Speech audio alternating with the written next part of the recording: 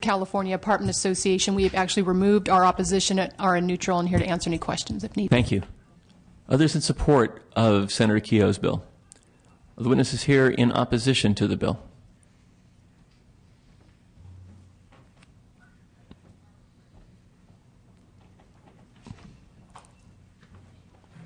Please. Mr. Chairman, members of the committee representing several apartment associations, the Apartment Association California Southern Cities, San Joaquin County Rental Property Association, Rental Housing Association, Northern Alameda County, and San Francisco Association of Realtors. We have met with the Senator and particularly the Senator's staff on several occasions on this bill. And people look at the rights or the ability of a tenant to display a non-commercial and a political sign. This bill doesn't meet those tests to allow a landlord establishing reasonable rules concerning the display of non-commercial signs. And in particular, page 3, section 2, basically capsulizes our concerns because the bill does not speak to nor allow us to establish reasonable rules concerning non-commercial signs. And let me quote to you because it's a very, very brief sentence. It's the intent of the legislature, the courts will look at this, we will look at this very seriously, that the enactment of this bill shall not diminish or affect in any way other forms of non-commercial expression by a tenant, a residential tenant if you will.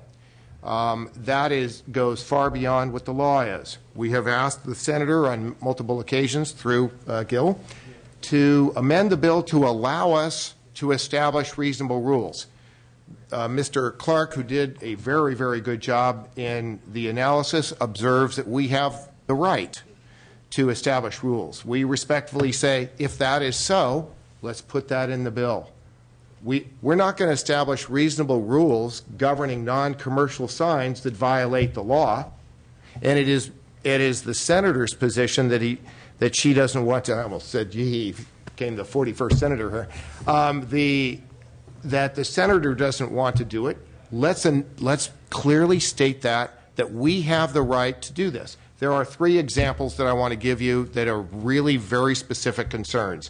One, in our letter of opposition, we say and point out that there was a recent pretty good demonstration. One property right next to another. The guy hand paints a sign. Bombs made next door. A mosque moves in. South Sacramento, a noose is demonstrated in front of a property. Another property in Sacramento where a swastika is painted. No one would rent next door to where that swastika is. Landlords have to, those are all non-commercial signs. This is a balancing. Ultimately, it is the tenant, it is the recalcitrant tenant, it's the tenant who wants to taunt. It's not one of us. At least I hope it's not one of us. But the point is, allow us to establish that. If it is the position of the Senator, then this is an imperative for us. For all of our associations, this isn't going to happen so much in a large apartment complex. These are mom and pops that rent units that is critical to our concerns. So, we would ask the committee through the chair to facilitate this type of amendment, because if it's represented, then let's state it. If it's not, then let's be honest and say that landlords have no rights, and we might as well put it very clear, right square in the bill. Before we hear from the next witness in opposition, I just want to, on this particular point, ask Mr. Topete a question. Let's take the example that was given, bomb making next door. As I read the bill, in order for a political sign to enjoy the protections afforded under this legislation, that sign must meet one of 3 criteria. Those criteria include, and are limited to, an election or legislative vote, including an election of a candidate to public office, the initiative, referendum, or recall process, issues that are before a public commission, public board, or elected local body for a vote. If the sign does not pertain to one of those 3 categories of expression, the sign is not within the ambit of the legislation. Is that correct, Mr. Topete? That is correct. Section 1 speaks to, through this elected body, the rights we'd be granting specifically to election political signs. Section 2 is an intent piece because Section 2 assumes that tenants all have the rights to post other signs within the limitations of the law. So Section 2's clarifying intent for a court to interpret is Section 1, specific to political signs. Very clear. The legislature has spoken. Section 2, it still leaves up to the debate per issue that may come up to a court on what the boundaries are. We're not speaking to the issues of what I would characterize as signs that could incite hostility more directly than the traditional political sign. It must be not one way or the other. The bill doesn't reach that question. The bill is not intended to reach that question. That's why there is the tepid support from people like Mr. LaBaca, who would like it to be more broad, I assume, but I'll leave that aside for a moment. Your next witness in opposition, please.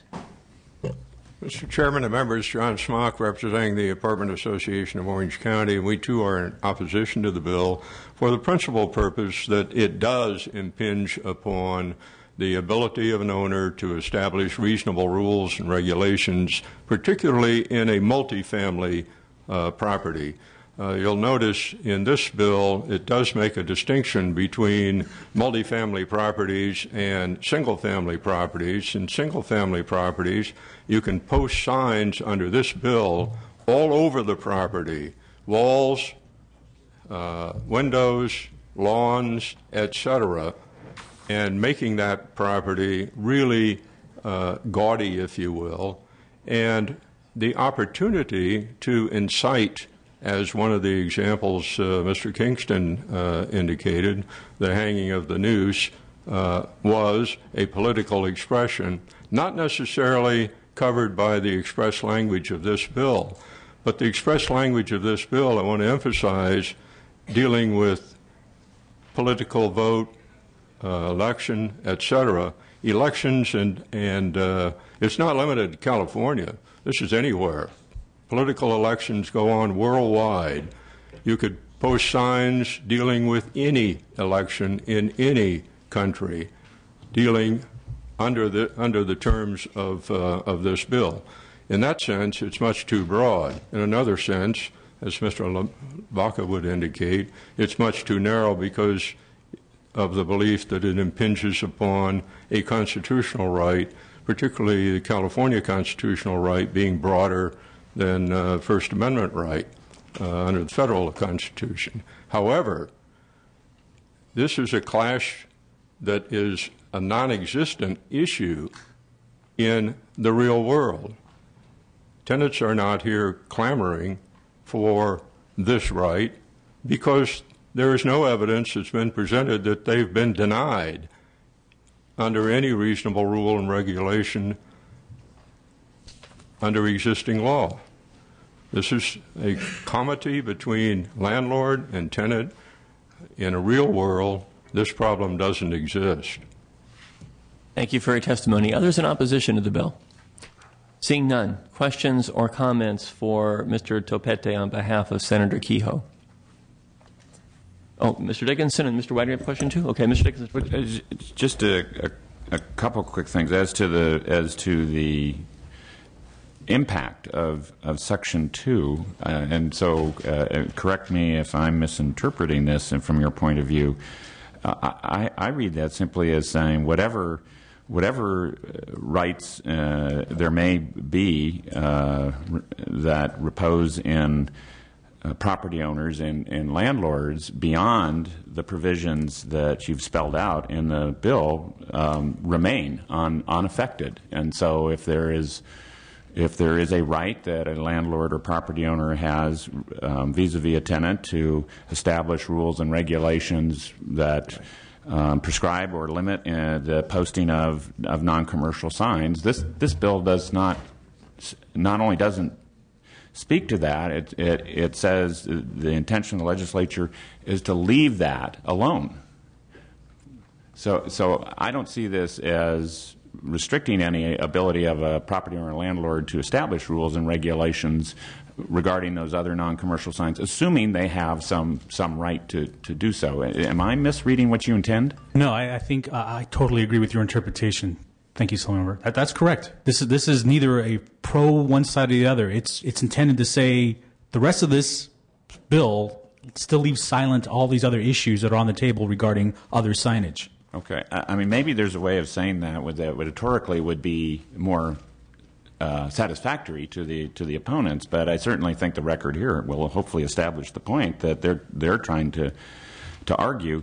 The second thing is just to the comment that this is not an issue in reality. I suspect we could go all the way around the dais here, and we all have stories of tenants, whether it's in multifamily circumstances or renting single-family dwellings, who have been interested in putting up political signs that would be allowed under this act, who say, I can't do that. My landlord won't let me, will not allow me to do so. So it is. I can't count the number of times I've encountered that personally, and as I say, I suspect everybody seated up here could testify to any number of similar occasions. All those Dickinson for Assembly signs that would have been up, but for the I might have won. All right, Mr. Ryder. Thank you, Mr. Chairman. I think I am reading the statute a little differently than perhaps you did earlier, and maybe I can ask for some help. It also appears that there are two subsection B's here, and maybe that's part of the confusion. But let me work through it and tell me what I'm not getting. Subsection A, except as provided in subdivision C, a landlord shall not prohibit a tenant from posting or displaying political signs. And that's Mr. Kingston's point about, say, the mosque next door and some Yahoo puts up a bomb-making sign. All right, the landlord may not prohibit, shall not prohibit that. Then we go down and say in the first B, a landlord may yet prohibit political signs, which are specifically defined. Then there's another B, and then there's a C, except that your political signs can't be prohibited unless they're a certain size. And so, you can put up Wagner for Dog Catcher in neon and keep all of your neighbors awake all night as long as it's a small enough sign. And you can put up, I think you can put up, the bomb making or whatever taunting type sign you want, because that doesn't fall within the exception. And I'm wondering, I guess, why we will deny to the landlord the right to reasonable standards consistent with the First Amendment, but consistent also with their property interest. What's wrong with doing that? Private land. Well, first of all, Senator Wagner, let's cover just the bill in chief. And you pointed out some issues that were at the beginning of my presentation meant to clarify that. That line 6B needs to be striked, and I accepted amendments that would do that at the beginning. On page 6, there were some technical amendments accepted by the committee. The way the bill came back in print had some drafting errors in it. So there should only be one B, but that line 6B shouldn't even be there in the first place. Then we kind of wait. Let me ask. I apologize, but then what about line 21? Because it looks like it's picking up in the middle of the sentence on line 6 that you're proposing to strike. And line 21 is also being recrafted by virtue of the amendment, so that way lines 3 through 5 will read a little bit easier. That would just say a landlord shall not prohibit a tenant from posting the following signs specific to, one, these issues. So if that matter wasn't clarified for you now, I'm hoping I can clarify that for you at this time. And then specific to what kind of signs. Again, our belief is these are political signs where the onus is placed because there is an election pending. So to the extent that somebody would say bombs next door, I don't know under what circumstance there'd be an election. So this under this bill, that would not be a permitted. That would be where a landlord could say, you got to take that sign down. And this is a landlord to a tenant. A private property owner could put any sign up right now that is within the legal tolerance of any local ordinances. So if you're a property owner, as I am, I could put a sign up of any stripe. But for my tenant, on that point, and excuse me, so currently then, the landlord could not put that bomb-making sign up, right?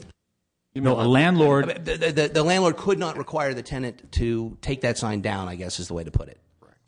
the sign of political The bond making. No, the landlord could. That is not a protected political sign under the design of this bill. Sure it is. It's not related to an election, but you're not in here defining political signs as only those related to elections. You're specifying what an election-related sign, how that's treated, but you're not saying only election-related signs are subject to this legislation, because I would think that bomb making is clearly First Amendment political speech. Stupid political speech, but political speech. Well, through the chair, Assemblymember Wagner, in an earlier version of the bill, and one of the senators' attempts to get the bill through the Senate, and unfortunately we didn't have enough majority party votes to get it through, the language had said political signs including. And the opposition, two big organizations which we have alleviated their concerns and they're neutral, had previously come to us and say, aha, that political signs including could mean anything under the sun in political signs. So through negotiations with the California Apartment Association and the California Realtors, using this language, those two entities feel fine and comfortable that the language now that you see before you does narrow the extent of the political signs to the following: 1, 2, and 3. Not inclusive of anything else, not including this and then some, to this list. That's how it's currently being interpreted by two big organizations who were opposed to the bill, who subsequently have gone neutral, and the bill prevailed through the Senate floor. All right, and since the ACLU's been here expressing tepid support, are they going to agree that this language is sufficiently descriptive of all political signs, and when someone comes to them and says, hey, this is a political sign, but it's not related to an election, they're going to say, sorry, we were in the Assembly Judiciary Committee and said, no, we don't see it that way. Mr. Wagner, Francisco LeBarc on behalf of the ACLU. What the bill does, it specifically lays out the statutory protections for these specific signs. The bill is silent on any other kind of sign, one way or the other. And the last section of the bill, essentially, as Mr. Dickinson points out, leaves us agnostic on the red, leaves you agnostic on any other potential sign, whether the tenant may or may not have a right to post it under the Constitution or whatever. All this bill does is clearly spell out with limitations the kind of specific political signs as defined in the statute that you have the right to post. That's all the bill does. Mr. Wagner, if I may, just to help the committee and Mr. Dickinson as to the point, here's what would help. Page 3, line 12, if you struck diminish or, then it just is neutral. It just says it's the intent of the legislature, the enactment of this bill shall not affect in any other way other forms of. Done. 2, as to the landlord's ability to address or establish reasonable rules, may I make 2 comments? 1, I've reviewed 8 residential rental agreements that are used up and down the state, and what I would ask for is an amendment that appears on page 2 dealing with line 34, 35, that it just speaks about posting and displaying violate local, state, or federal law. We continue to say a landlord may establish reasonable rules consistent with local, state, federal law, and we're done. That is, so I think that's eminently reasonable. We speak to the issue on Section 2. That helps Mr. Dickinson. We speak to the issue of Mr. Dickinson's issue about rules, which honestly I haven't seen in any residential rental agreement, but I'll give you the benefit of the doubt. And we also help the apartment association and the realtors that I represent dealing with an ability to establish reasonable rules consistent with law. We can say local, state, federal law, however you want to write it, or as we call it, craft it these days, but that would really help. And it doesn't hurt Mr. Topetti's long-standing effort to get this bill done. Let me say 2 things. First, the bill is Senator Kehoe's bill. Senator Kehoe will need to decide of these proposals which, if either, to accept. Second, my own view is that the suggestion to eliminate the words diminish or on line 12 of the 3rd page is probably of no consequence to the author, and the author might take that advice and might not. I don't think it's critical either way. I don't think Mr. Dickinson was looking for help, by the way. He was essentially describing the situation. But, No, he's always looking for help. Yeah, all right. And he admits yes. it. And I do think that there's nothing about this bill that detracts or diminishes in any way a landlord's right to effectuate rules that are not prohibited under existing laws. So I don't think the bill needs to include that which is implicit in any existing law, but that's also for Senator Kehoe to determine, which is essentially just suggest to Mr. Kingston that half of what he asked for makes sense and half is probably superfluous, but it's up to Senator Kehoe to decide. Others with questions or comments? Mr. Monning. Yeah, I just want to weigh in. The way I see this bill tailored, it has been amended to focus very specifically on certain categories of political signage, subject to local ordinances about posting times when you can put up, posting times when you have to take down, if there is such a local ordinance. But in my experience, and before being a candidate, but as a local attorney, I've been approached a number of times by people who tried to post in their window of a rented apartment where they are paying rent a sign in favor of a candidate or a ballot measure or an opposition, and they've been told you can't do that in this premise. And it's not necessarily something written in the lease agreement. It's just the apartment owner or his or her agent who informs the tenant that you can't do this. This would allow for somebody who's paying rent on property, an apartment, a home, following local conditions and the specifications in this bill, to be able to participate in exercising their First Amendment right during an election process. That's how I see this bill drafted. I support it. I appreciate the concerns voiced. I don't think this bill eliminates the ability of an apartment owner or association to move in a circumstance where somebody's out of compliance with these provisions. In fact, they can use these provisions to support them in enforcing their own rules or regulations outside the parameters of this very narrow protection. And let's remember, it is protection of a First Amendment right for people paying rent to have the same right as somebody who owns their property to make their views known subject to these prescriptions. So I want to thank the author and offer my support. Thank you, Mr. Monning. Other questions or comments? Is there a motion on the bill? We already have a motion and a second on the bill. Mr. Topete, on behalf of Senator Kehoe, do you wish to close? Thank you for the lengthy and healthy debate on the measure. Request and I vote on behalf of Senator Kehoe. Call the roll, please. Fear. Aye. Fear, aye. Wagner. Wagner, no. Adkins. Adkins, aye. Dickinson. Dickinson, aye. Gaines. Gaines, no. Huber. Aye. Huber, aye. Huffman. Huffman, aye. Jones. Jones, no. Monning. Aye. Monning, aye. Wachowski. Aye. Wachowski, aye. Bill has sufficient votes and is out. Congratulations. Report to Senator Kehoe that you performed in the heat of battle. All right. Senator Weiland has asked that item number 4, SB 146, be deferred to a subsequent agenda. Having said that, there is no further business pending before the committee except for lifting the call on item number 2, SB 105, by Senator Yee. Call the absent members. Fear. Aye. Fear, aye. Huffman. Huffman, aye. Wachowski. Aye. Wachowski, That aye. bill has sufficient votes and is out. Other members who wish to add on to legislation they were not here to vote on may do so. I will remain for that purpose. Otherwise, we are adjourned. Huh? Weiland has to postpone it.